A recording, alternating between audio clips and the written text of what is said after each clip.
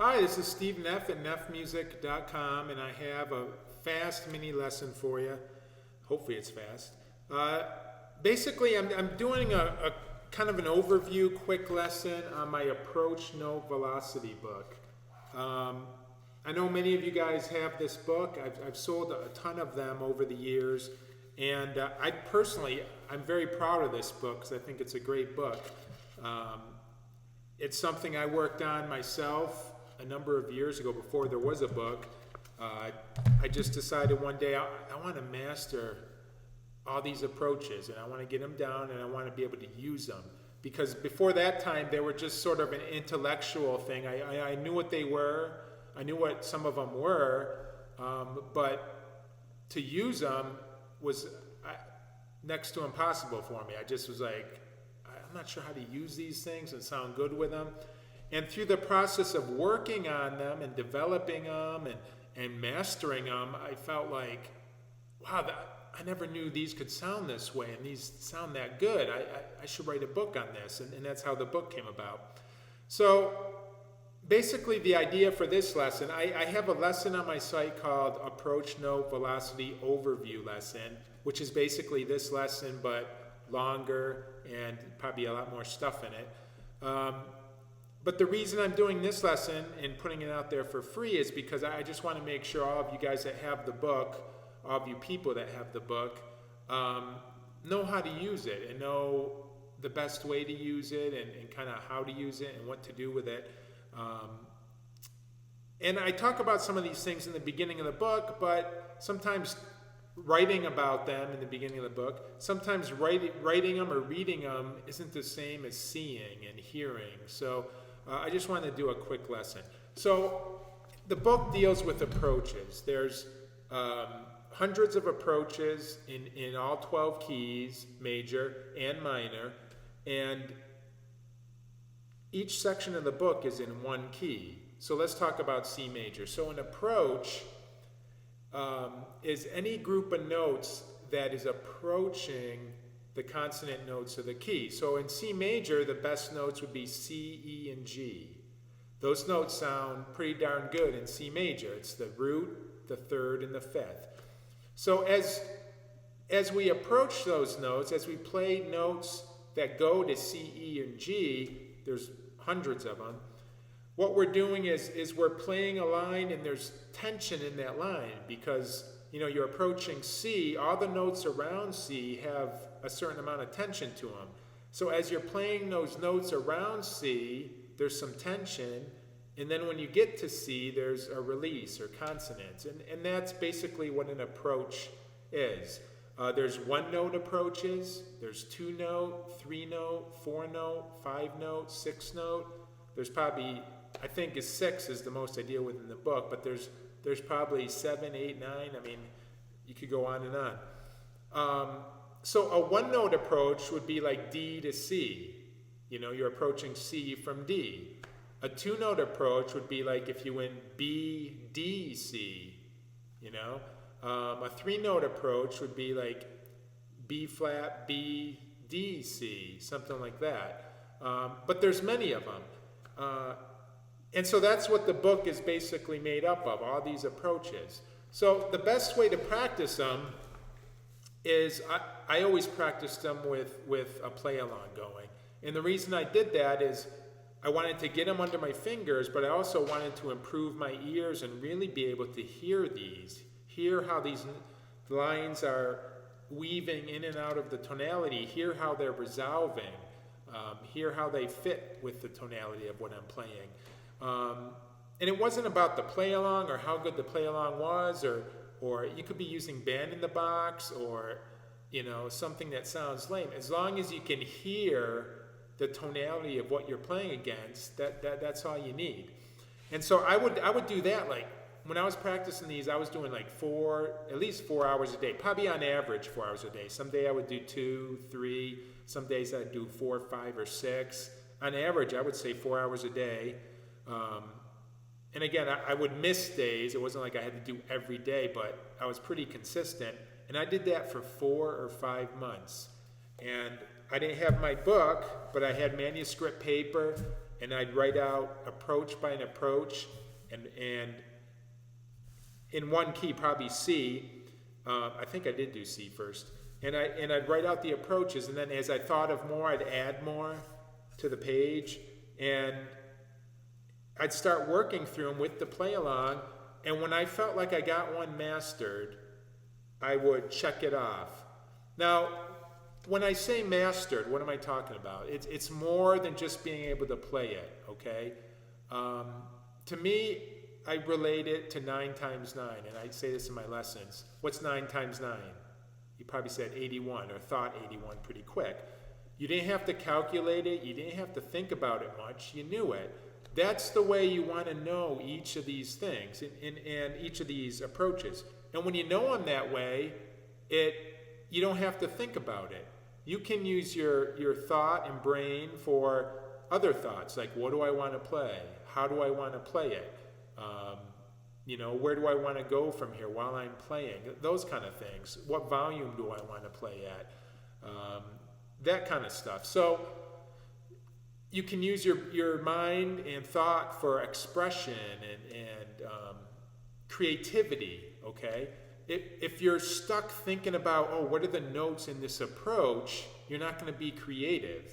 Your mind's totally filled up with what are these notes? What's this approach? How do I finger them? How do I play them? There's no room for creativity there. So you want to get these each mastered, like 9 times 9. And I'll give you this analogy too. It's also like how you know your words that when you speak. When I'm speaking right now during this video, I'm using tons of words. Probably by the end of this video, thousands of words.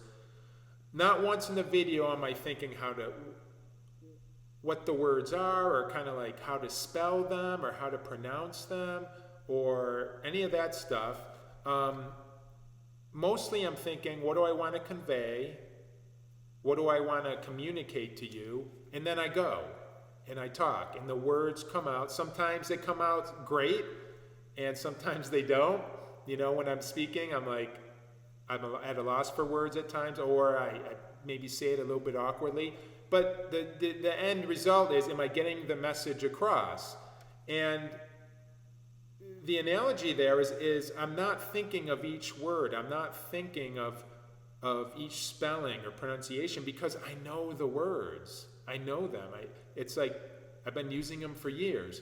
It's the same way with these approaches. You want to get them to the point where you can just string them together, one here, one here, one here, into a long line that just weaves all over the place, and you're not thinking of each approach, but you're thinking, what do I want to say? How do I want to play it? Which words do I want to put together? Which approaches do I want to put together? That kind of thing. So that's when I say mastered, that's what I'm talking about. And a lot of times it's not intellectual mastery, it's repetitive mastery, over and over and over again. Just like you can intellectually know the word when you're a kid, you could learn the word communication when you're a kid, 3rd grade or whatever, 4th grade. But the teacher could tell you what that means, but it's not till you start using the word over and over again that you feel comfortable and you feel like you know what it means and how to use it. It's the same thing with these things. So let me talk about how to practice from the book. So I'm going to turn down the volume a little bit. So I'm going to play a link it's on page 3, number 12, measure 1. It goes, okay, a simple link. I'm starting on C, C, D, D sharp, F, E. And so I'm starting on C, a good note, playing some notes in between, getting to E, and that's the resolution. So what you want to do is put on a play along, B flat concert, C for tenor, and just over and over again.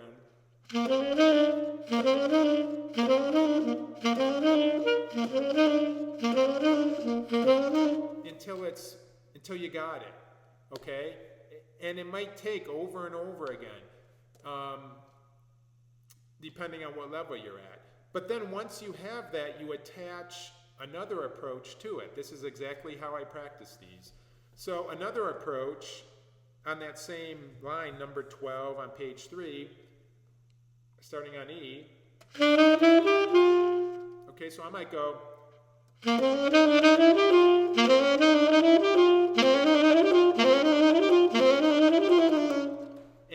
And just over and over again and make sure I have it. Then once you have that one, you have both of them, you might attach another one to it. You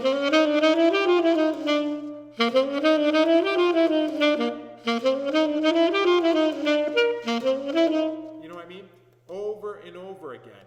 And for each note, consonant note you get to in the book, you'll see that there's other approaches that you can go off of. I could go, or I could go, or I could go.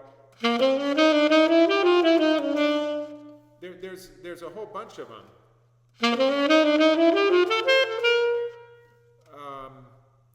So there's hundreds of them, really. So, but every time it's like the pieces of a puzzle. Sorry. Every time that you attach one, it's like the pieces of a puzzle that you're taking and putting together, and then you're creating this line. It's just, to me, it's just like speaking and talking. I might make this video, if I record this video 10 times in a row, it's going to be different every time. I'm not going from a script. I'm just kind of talking and winging it. You could probably tell that. But to me, it's similar to improvising.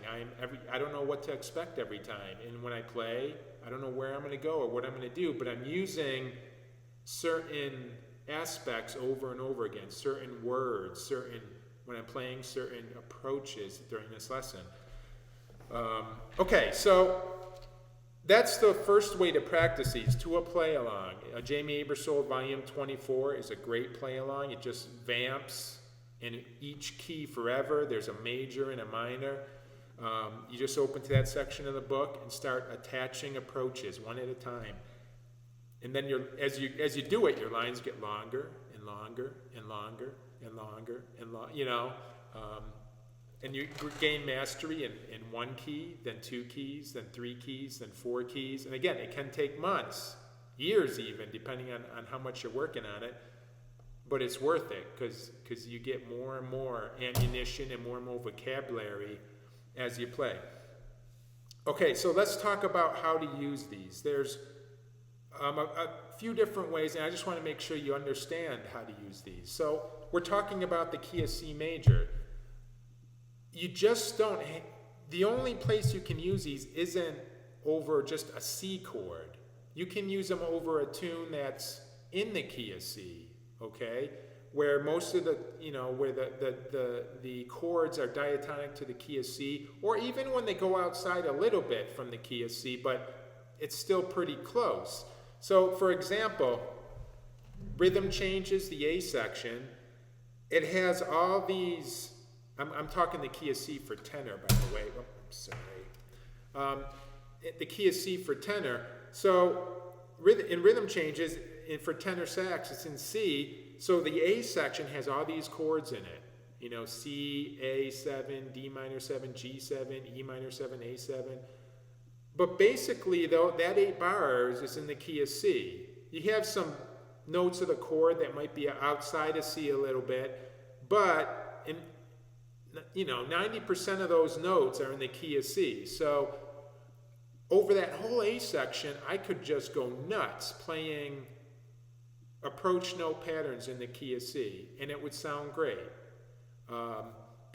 Because every time you get to a C, E, or G, you're kind of defining that tonality and coming back to that tonality. So that's one way to think of it. And